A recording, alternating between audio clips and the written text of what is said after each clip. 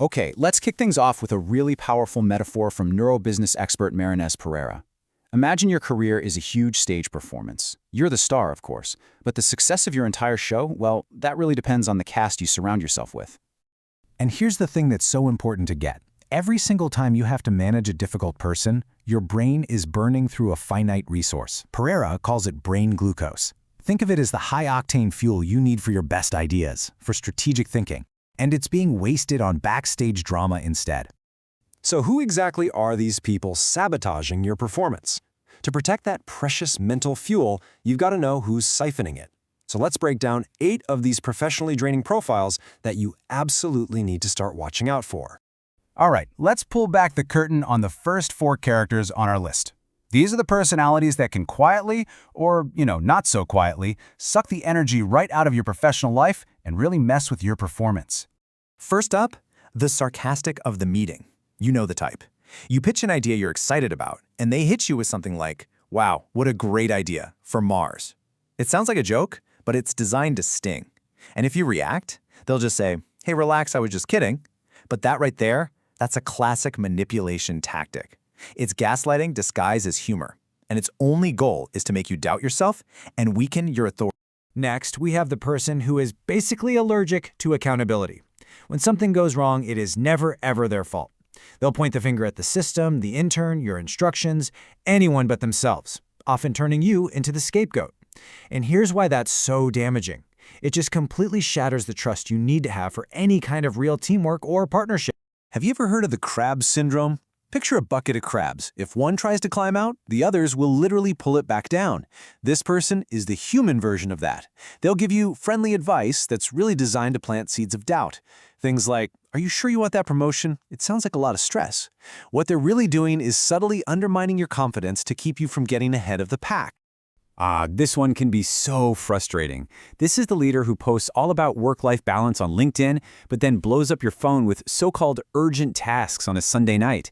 And that huge gap, that inconsistency between what they say and what they do, it creates this constant low-level stress because your brain never truly knows when it's safe to switch off. All right, let's get into the second act. The next 4 characters can be even trickier to spot, but they are just as damaging to your mental energy. Coming in at number 5 is the Concerned Pessimist. You know this person. They disguise their absolute terror of doing anything new as being prudent or cautious. You bring an exciting, innovative idea to the table, and they immediately start listing all the ways it could fail, often bringing up some problem from 5 years ago. And this slide just nails the difference, right? A risk analyst is incredibly valuable. They bring data. They help you game plan for challenges. A pessimist, on the other hand, brings nothing but fear to the conversation. Their goal isn't to solve problems, it's to paralyze any forward movement. Now, this one is subtle, but it is so destructive. It's the colleague who forgets, yeah, right, to CC you on that super important email, or forgets to mention that the big meeting was moved up an hour. Look, if it happens over and over, it's not an accident. It's passive aggression. It's invisible hostility meant to throw you off balance without ever having to face you directly.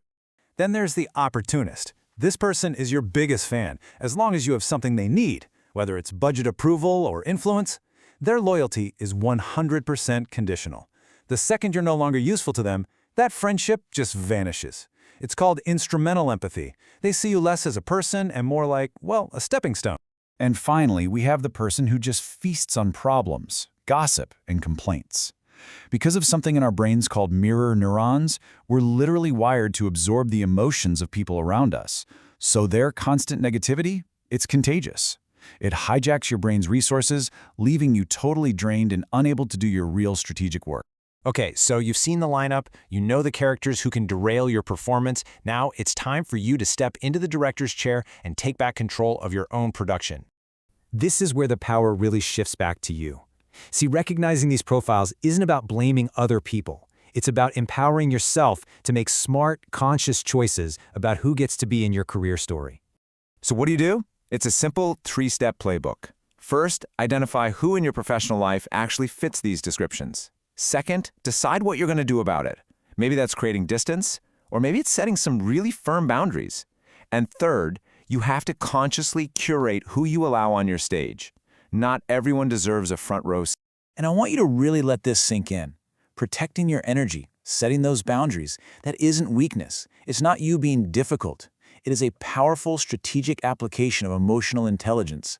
It's you playing the long game for your own success. So as you look ahead, this is maybe the single most important casting decision you're going to make, because the quality of your performance is always a direct reflection of the quality of your cast. The big question is, who will you choose to share your spotlight with? And this whole framework, this whole idea of a mental cleanup, it comes straight from the incredible work of Marynês Pereira. She's helping us use the principles of neurobusiness to build careers that aren't just successful, but are also fulfilling.